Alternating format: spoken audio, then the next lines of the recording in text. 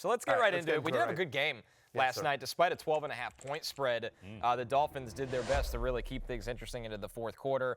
Plenty of notable fantasy point scorers, including Dalton Kincaid's best fantasy performance of his career with 17.6 points. Josh Allen does what Josh Allen does after a slow week, too, for Josh Allen in fantasy. James Cook keeps this going. Before we get to any of this, guys, we got to hear from Josh Allen on James Cook's success so far this season after a great 2024 season. I mean, to me, it's the same James Cook. The guy just attacks every time he touches the ball. He looks like he's been shot out of a cannon every time he touches it. He's so fun to play with. Wants the ball, ultimate competitor. There's times where I toss it to him, hand it off to him, and I'm just already put my hands up because I feel like he's about to crib it. And there's two that were real close tonight, real close, and he'll tell you that too. But he's been such a catalyst for our offense. Special player. Yeah, they are letting James cook. The shocking thing to me, the concern in the preseason, does he get enough work? Well, he's now had 22 touches in back-to-back games. It's the first time in consecutive games in his career that he's had at least 22 touches. 7 consecutive games now with at least 1 rushing touchdown dating back to last season. He's also had 10 in the last 11. That was the concern coming into the preseason, and I will raise my hand. Through 3 games, I have completely whiffed. James Cook is my biggest whiff of the preseason. Just didn't think he would get all the touchdown equity that he's getting right now. Didn't think he would get the usage that he's getting. He's just getting massive workload. And for a guy that held out most of camp, we usually see them ramp up slow and sometimes they have injuries. Connor, he looks better than I've ever seen him look before.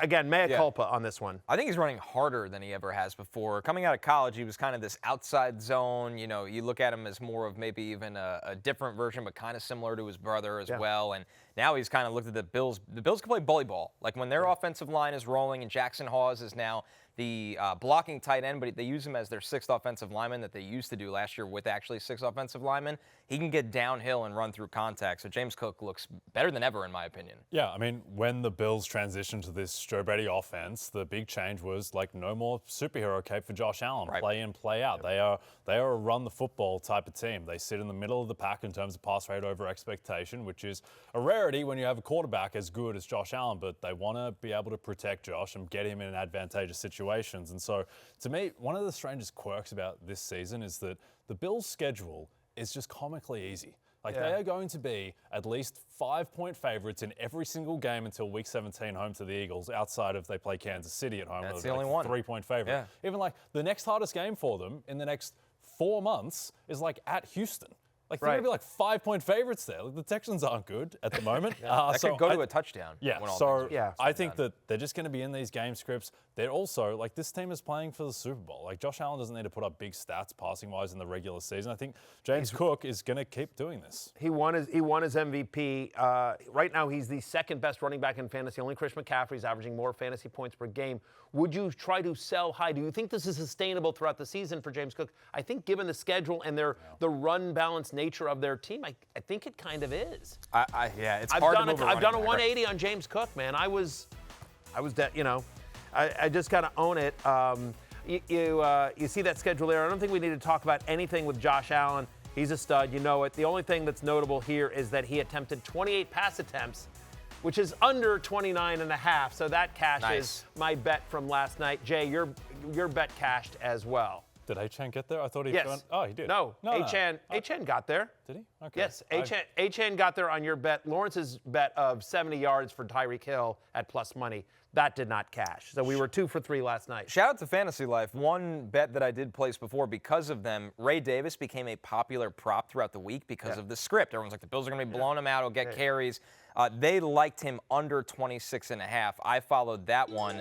He wasn't involved at all because they just keep handing the ball to James Cook, and Ty Johnson gets a little involvement. So shout out to Fantasy Life for a great projection on that one. Fantasy Life has a tool that if you bet on sports, Fantasy Life has a tool where they take our projections. We have great projections from Dwayne McFarland, and basically looks through every prop from every book.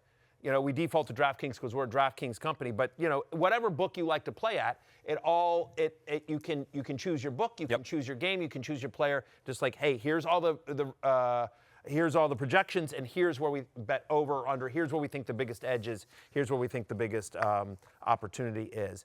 Hey, it's Matthew Berry from NBCSports.com and Rotoworld.com, and I want to thank you so much for watching whatever it is you just watched, or if nothing else, being too lazy to click out of the autoplay after this video started, after whatever it is you actually wanted to watch finished.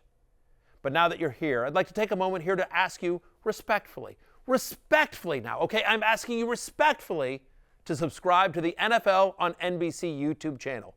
You'll get the latest Roto-World fantasy news headlines, all sorts of great shows, including my own Fantasy Football Happy Hour. So go subscribe now. Again, I'm asking respectfully.